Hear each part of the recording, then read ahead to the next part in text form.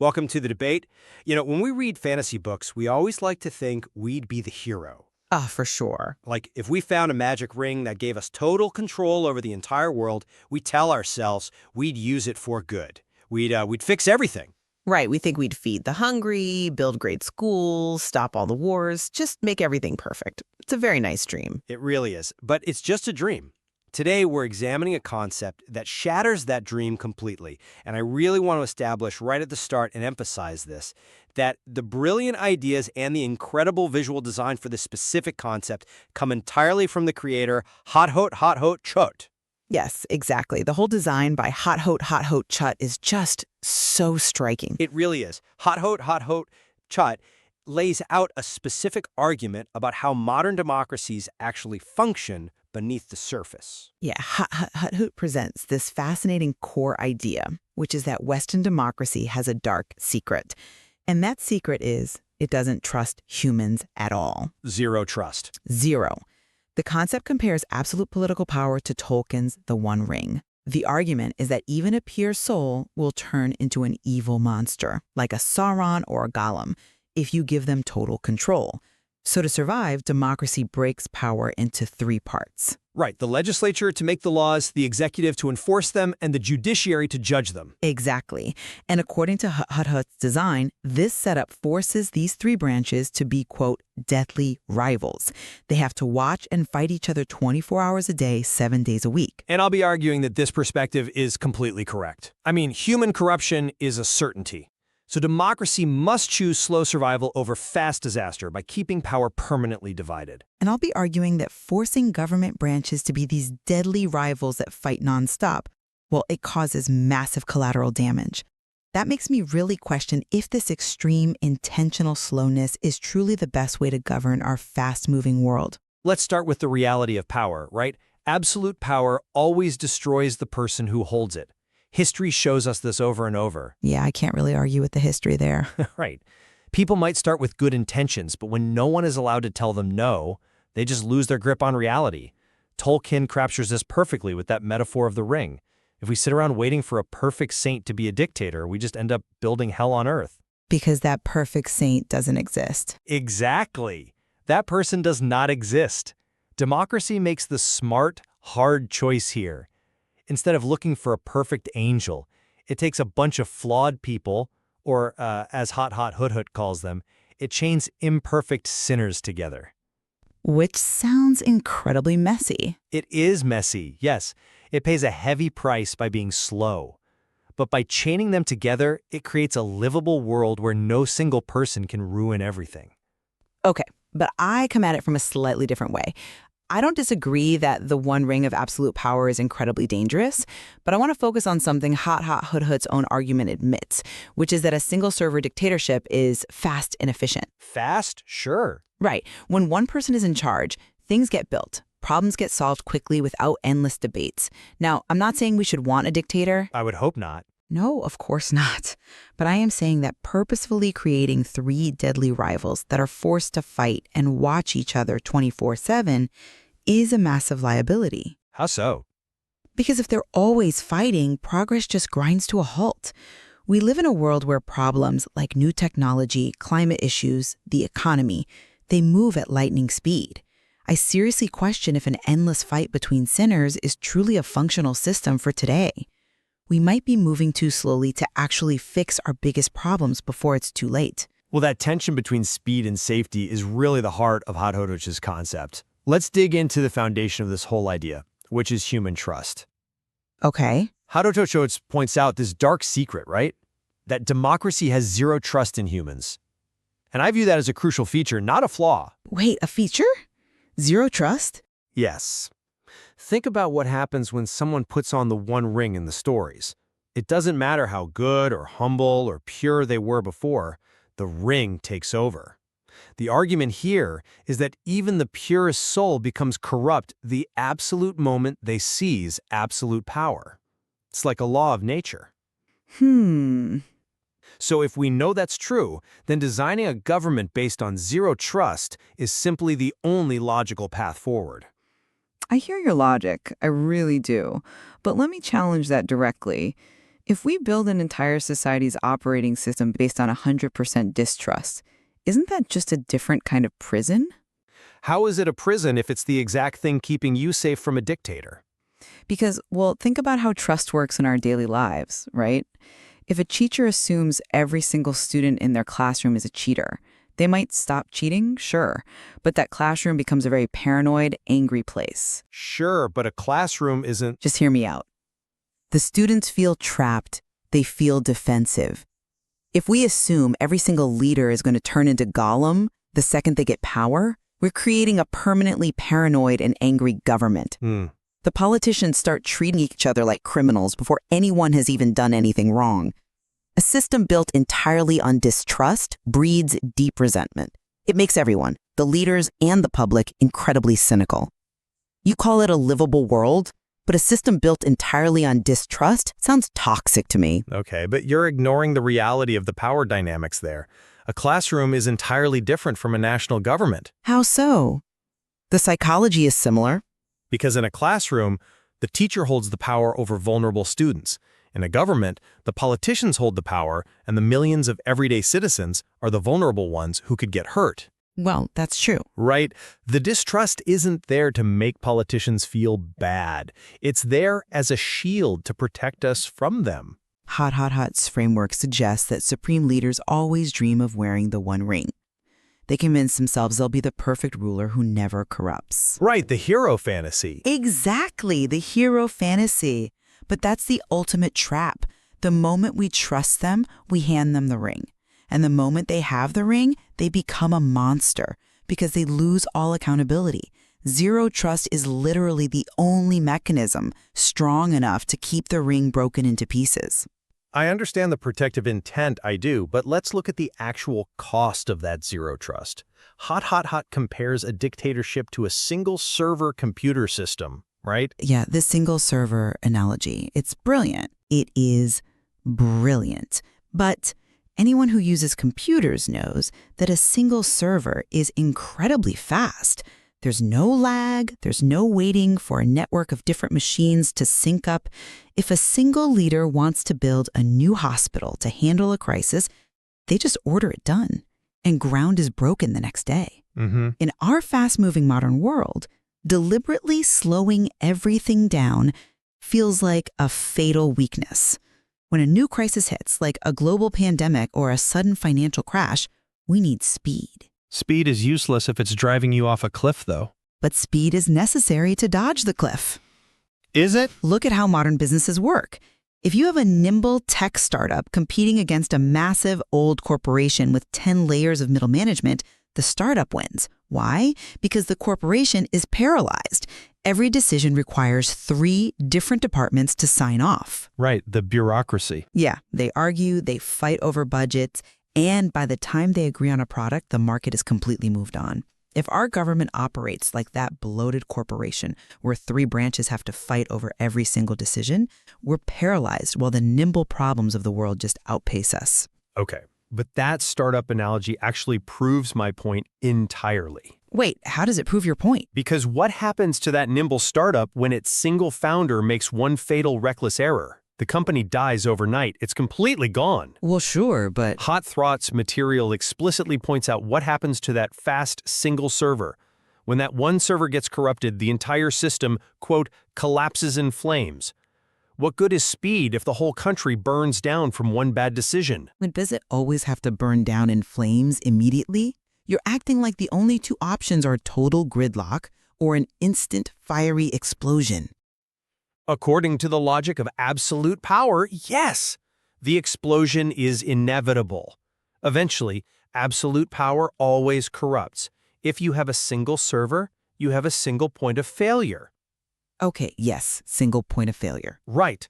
If a hacker gets into one server, they control the entire network. In a government, if a bad leader gets absolute power, there's no backup system to stop them from making a terrible, destructive choice. That's fair. Hot calls democracy a multi-channel system. It deliberately slows everything down by routing decisions through multiple checks. It willingly pays the price of speed, but it chooses survival. That is the trade-off. But is it worth it? I think so. I mean, I'd much rather wait 10 years for a hospital to be built through careful debate than have a dictator build it in 1 month. Because that exact same dictator could just as easily decide to bulldoze my town the very next day, and no one could stop them. I just don't buy that it has to be such an extreme trade-off. You're acting like survival is guaranteed just because the system is slow and cautious. But if a system is too slow to respond to a real threat, it doesn't survive either. Give me an example. Okay, if a modern electrical grid gets hit by a cyber attack, a single server can shut down the compromised nodes in seconds to save the rest of the grid, right? Sure. And it is to handle the cyber attack. The entire country loses power. The grid doesn't go down in flames from a single dictator's bad choice. It goes down because of multi-channel gridlock. The damage is exactly the same to the people sitting in the dark. Ah, but the damage isn't the same. Why not? They're still in the dark. Because in the multi-channel system, you can eventually vote those people out and fix the grid. In the single server system, if the dictator decides they like you sitting in the dark, you stay in the dark forever.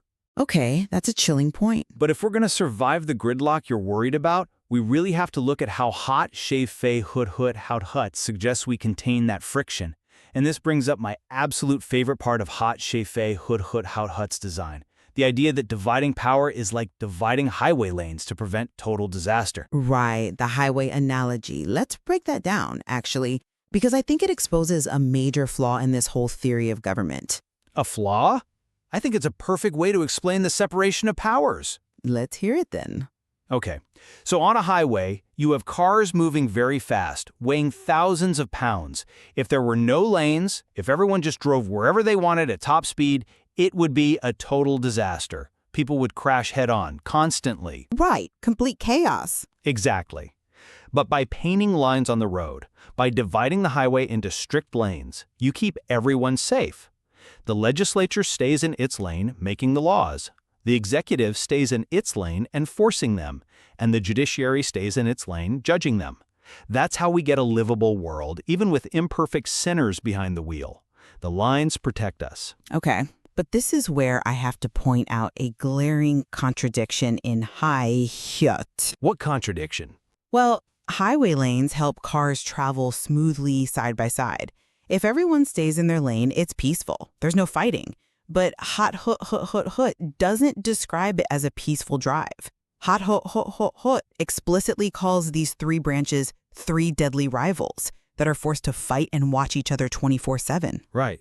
They watch each other to make sure no one crosses the painted line. But it's not just watching, it's fighting. I mean, have you ever been on a highway where the cars in the other lanes are your deadly rivals? Well, during rush hour, maybe. Yeah, but seriously, where they're fighting you, swerving at you, trying to run you off the road 24/7, that's not a smooth, safe, divided highway. That's a demolition derby. A demolition derby?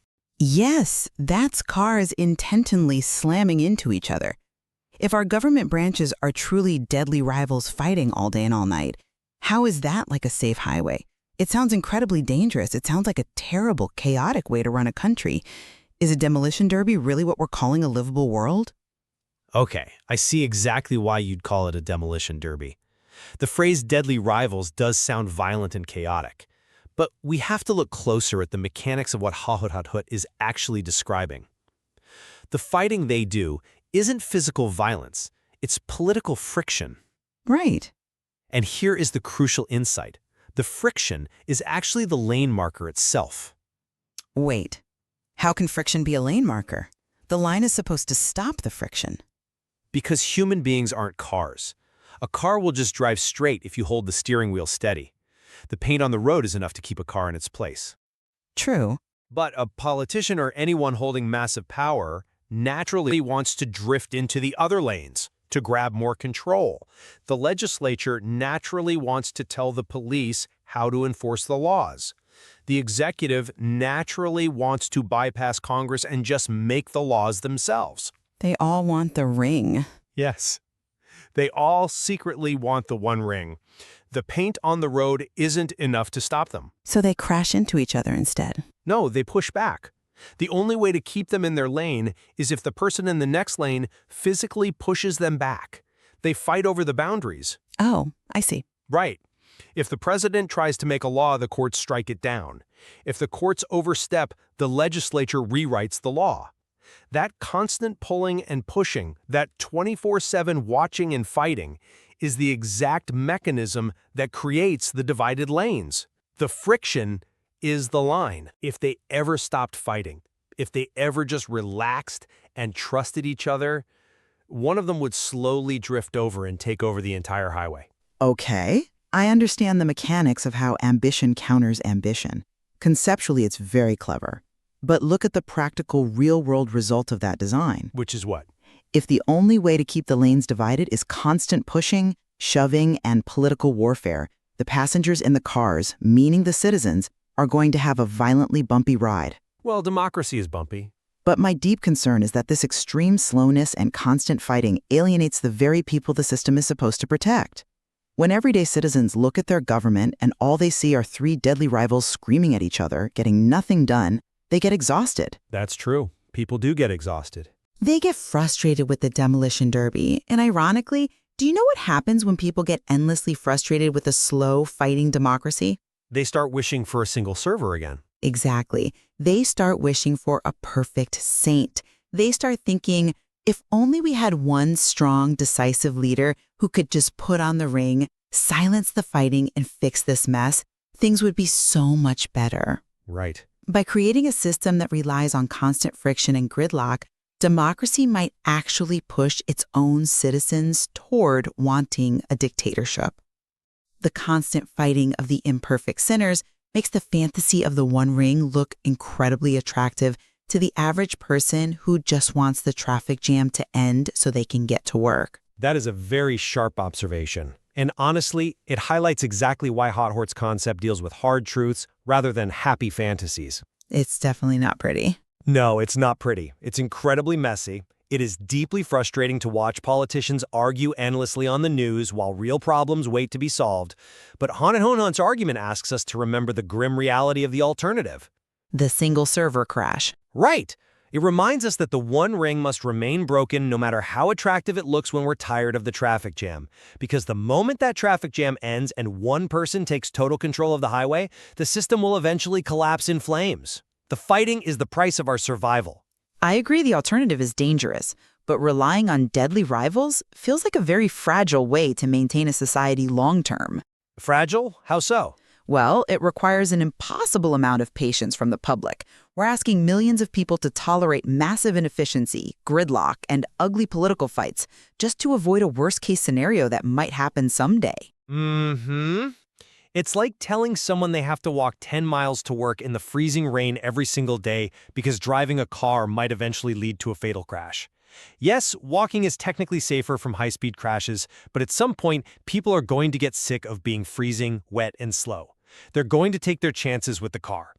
But if the car's steering wheel is rigged to eventually lock up and drive you into a brick wall, walking in the rain is the only rational choice. Fair point. And that brings us back to the core of Haunted Hunt's philosophy. We're talking about the fundamental nature of human beings.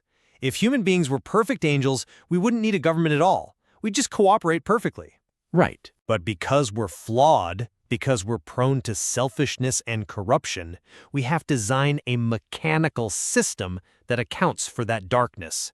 The separation of powers is a mechanical engineering solution to a human behavioral problem. We take the ultimate power, we shatter it into pieces, and we hand those pieces to people who are specifically instructed not to trust each other. It's certainly a unique engineering solution. I mean, instead of trying to educate people or make them more virtuous, the system just assumes they'll be power-hungry and uses their bad habits against each other. The ambition of the legislature fights the ambition of the executive. Precisely. It weaponizes human nature to control human nature. It uses our flaws to build the cage that keeps the monster locked up. I can appreciate the dark brilliance of that design. I really can. But I just keep coming back to the issue of speed. Years to pass, debates could drag on for decades, and the country would survive just fine. But today, a single computer virus can shut down a country's hospitals in seconds. An economic collapse can wipe out millions of jobs in an afternoon. True. A single server can respond to those instant threats. Three deadly rivals might spend a week arguing over whose job it is to fix the problem, and by then, the damage is irreversible. We really have to ask ourselves if a system designed for the slow pace of the past can actually survive the blistering speed of the future. That is the ultimate test of Hut's theory, isn't it? Does the sheer speed of the modern world change the fundamental rules of human nature? I think it might. And I argue it doesn't. If anything, a fast world makes a corrupted single server even more terrifying. How do you mean? Well, a modern dictator with advanced surveillance technology, AI, and modern weapons is infinitely more dangerous than a king from 500 years ago. The stakes are so much higher now, which means avoiding that single point of failure, avoiding that total collapse in flames, is more important today than it has ever been in human history. We've covered a lot of deep conceptual ground today, unpacking exactly how these systems operate beneath the surface. We really have. And I think it's time we summarize our takeaways for everyone listening. Good idea. So, to put it simply, when you boil this all down, my perspective remains that Hut's model is the hard truth we just have to accept. Dictatorships and single-server systems might look fast, efficient, and super appealing when we're frustrated, Right. but they are exactly like putting on the One Ring. They always, eventually, end in flames because absolute power inevitably corrupts the person holding it. Democracy makes the difficult but correct choice. It shatters the ring. It divides power into distinct lanes to keep us safe. And even if chaining imperfect sinners together makes the government frustratingly slow, it's the only mechanical way to prevent total disaster. And my perspective remains that while the one ring of absolute power is undeniably dangerous, intentionally breaking a government into three rivals that fight all day long creates its own critical vulnerabilities. A system based on 100% distrust where everyone is forced to be a deadly rival creates a government that is extremely prone to paralysis. In our incredibly fast-moving modern world, this extreme engineered slowness might actually stop us from fixing urgent, life-threatening problems before they overwhelm us completely. I think we can both agree, though, that finding the exact right balance between the speed needed to solve modern problems and the safety needed to prevent tyranny is the central challenge of running any country. Absolutely. There are no perfect answers here, only really heavy trade-off. In Hut's visual design and conceptual framework gave us a really powerful new way to understand those trade-offs. Taking massive, complex political theories about human nature and the separation of powers and distilling them into the ideas of the One Ring, the single server, and the divided highway is just a remarkable way to explain how our world actually works. It definitely gives you a new lens to view the daily news through. When you see politicians arguing endlessly and nothing getting done, you might be frustrated, but you can at least realize you're watching the friction work. You're watching the lane markers being painted in real time. Exactly. It changes the whole picture. We aren't going to declare a winner today. Instead, we want to leave you to decide for yourself. Right. Think back to that magic ring we talked about at the very beginning. If you had to choose the operating system for your society, which would you pick? Would you rather live in a fast, efficient system that might one day collapse in flames, or a slow, frustrating system full of fighting sinners that actually manages to survive? It's the hardest choice a society has to make. And it's a choice we make every single day. Thank you for listening to the debate.